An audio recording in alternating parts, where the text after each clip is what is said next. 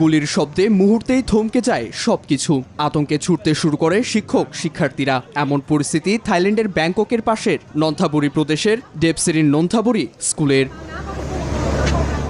স্থানীয় সময় শুক্রবার স্কুলটিতে বন্দুক হামলা চালায় এক আততায়ী। এতে হতাহত হন বেশ কয়েকজন। ঘটনার পর শোক আর উদ্বেগে ভেঙে পড়েন স্কুল শিক্ষার্থী সহ স্থানীয়রা।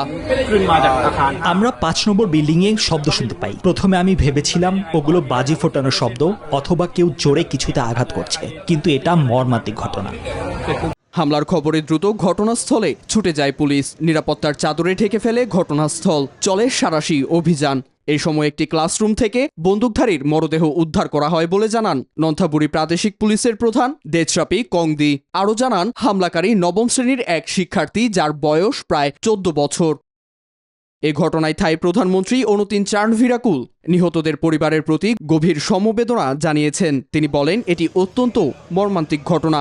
এমনটি কখনোই ঘটার কথা নয়। নীরব দাস, নিউজ 24।